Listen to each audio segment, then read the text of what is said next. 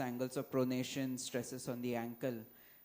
We also saw force plate data on running with shoes, running without shoes, where the amount of cushioning of the shoe really helps reduce the amount of force that you actually have to tolerate.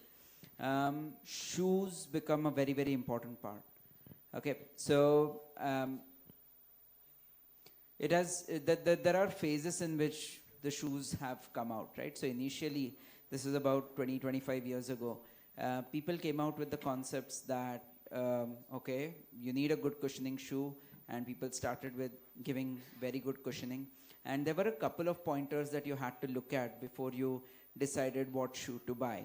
So the number one pointer was, of course, the length. Now you can't decide that if you're only doing online shopping. So I would highly recommend that you actually go to the shop and try the shoe on before you decide to buy it, okay? Because the length has to be good. A sneaky way of checking the length is the length of your foot is the same distance as between your wrist and your elbow. Okay, don't believe me? Try it out. The same distance between your wrist and elbow is the length of your foot. So that's a sneaky way of figuring it out, but I would still suggest go to the shop, wear the shoe, and make sure that the length of the shoe is okay. The second thing you had to look at was the size of the toe box. Now there are people with narrowish feet, there are people with broad feet, there are people with really broad feet. And again, to make out how much room your toes have online is quite difficult. Go to the shop, wear the shoe, done. A few years later, people came up with the concepts of that you're built for running. So you should go for minimalist shoes, you should go for low heel drops. So those are the different kinds of heel drops you get. So 0 millimeter is absolutely no heel drop at all. The foot is absolutely flat, a bit like flip-flops. And you go all the way up to 12 millimeters, wherein the heel is slightly higher than the toes by about 1.2 centimeters or half an inch. So those are the basic strategies that you can use. I'll come to how you decide which one works for you. A simple fact that I've noticed in my practices, a lot of Indians, about 85% of us, don't really have any dorsiflexion. The ankles don't actually move up. And in a lot of cases, what's happening is your midfoot is compensating. So your midfoot tends to move a bit more, and it compensates for the ankle. So if I was to just show you quickly, if your ankle is not dorsiflexing, then your midfoot has to collapse and go over, right? If your ankle just stops there, your midfoot collapses and you go over.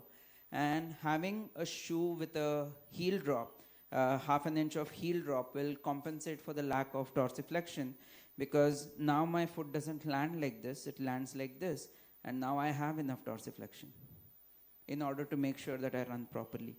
So that was the second thing that came up with regards to shoes.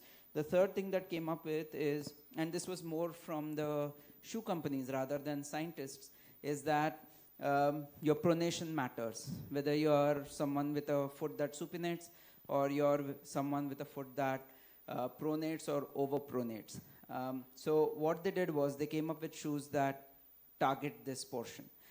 But what I just showed you is a lot of us Indians end up with pronation to compensate for a stiff ankle.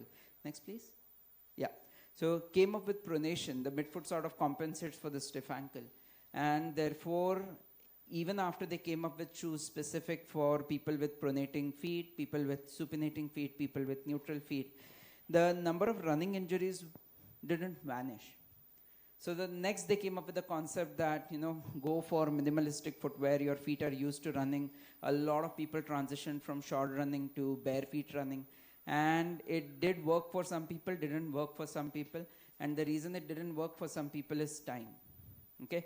If you want to go from running with shoes to running without shoes, everything from your muscles, your tendons, your ligaments, your joint capsules, your bone strength, everything has to change.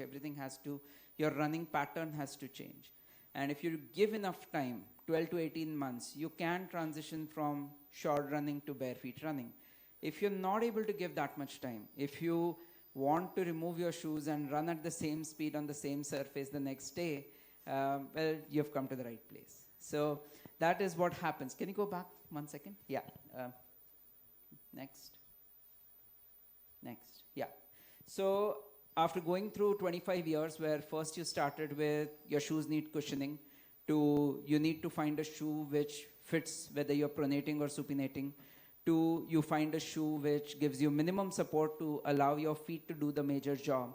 The final recommendation today is what it used to be 25 years ago.